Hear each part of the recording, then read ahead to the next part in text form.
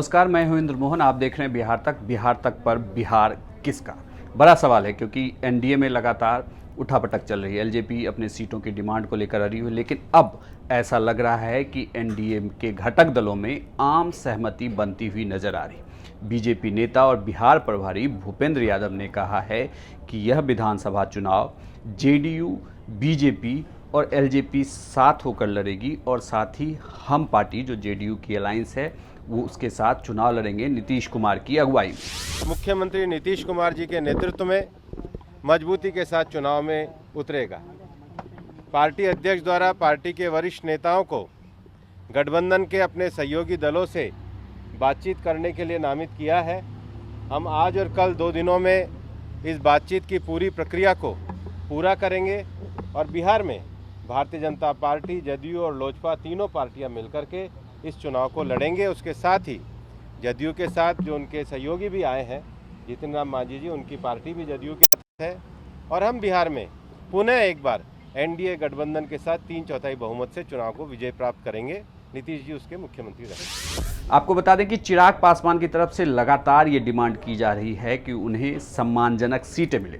आज भी चिराग पासवान जब अपने कार्यकर्ताओं से बात कर रहे थे तो उस दौरान उन्होंने भी कहा कि सबसे पहले देश हित है, उसके बाद पार्टी हित है, उसके बाद निजी हित है। तो अभी भी उन्होंने कार्यकर्ता को यह भी कहा कि आप तैयार रहें, हम अगर कोई भी फैसला लेते हैं पार्टी हित के लिए तो उसके लिए आप तैयार रहें। हालांकि कार्यकर्ताओं की तरफ से बार बार ये डिमांड की जा रही है कि एलजेपी 143 सीटों पर चुनाव लड़ सकती है। चिराग पासवान ये कह चुके हैं कि नीतीश कुमार के खिलाफ, नीतीश कुमार के जो 7 निश्चय के कार्यक्रम है उसे लेकर वो बार बार सवाल उठाते रहे हैं। खैर, बड़ी बात यह है कि वो चाहते हैं कि बीजेपी उन्हें ज़्यादा से ज़्यादा सीटें दे। हालांकि सूत्रों के हिसाब से जो खबर निकल कर सामने आ रही है, जिसमें पहले दौर में आज जब बीजेपी नेताओं ने जेपी नड्डा के साथ मीटिंग की तो उसमें उन्होंने अपनी तरफ से लिस्ट सौंप दी है और ये भी कहा जा रहा है कि 50-50 के फॉर्मूले पर सीट बंटवारा हो सकता है, यानी कि 243 सीटों को 2 हिस्से में बांट दिया जाएगा। एक आधी सीटों पर बीजेपी अपने हिस्से से एलजेपी को सीट देगी, वहीं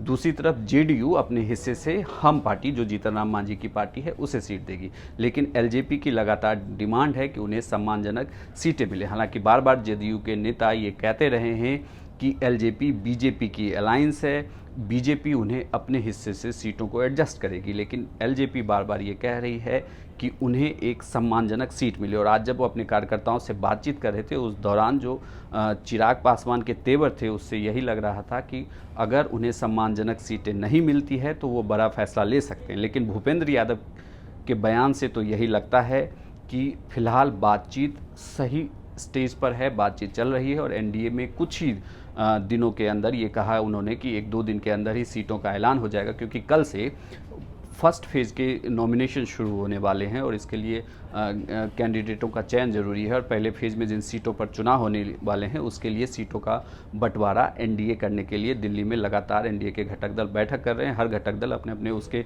जो पार्टी के सर्वोच्च नेता हैं वो दिल्ली में बैठे हुए हैं और लगातार उनकी बातचीत जारी है और वो अपनी तरफ से सीटों को फाइनल करने में भी लगे हैं। लेकिन एनडीए में फिलहाल सबसे बड़ी प्रॉब्लम चिराग पासवान को लेकर ही है, एलजेपी के डिमांड को लेकर है, क्योंकि पहले ये लगता था कि जब रामविलास पासवान के हाथों में एलजेपी थी तो उस वक्त वो उन्हें मैनेज कर लेते थे, लेकिन इस बार चिराग पासवान के साथ ऐसा कुछ होता दिख नहीं रहा है। लेकिन जो भूपेंद्र यादव का बयान है उससे तो यही लगता है कि एनडीए में फिलहाल बात बन गई है और एलजेपी उनके साथ ही लड़ेगी, लेकिन कितने सीटों पर लड़ेगी इसके लिए थोड़ा सा हमें इंतजार करना होगा। बिहार चुनाव से जुड़ी हर एक खबर हम बिहार तक पे लगातार डाल रहे हैं। आप बिहार से जुड़ी किसी भी खबर के लिए बिहार तक पर देख सकते हैं। अगर आप हमें यूट्यूब पर देख रहे हैं तो उसे सब्सक्राइब करना ना भूलें और अगर फेसबुक पर देख रहे हैं तो लाइक करना ना भूलें।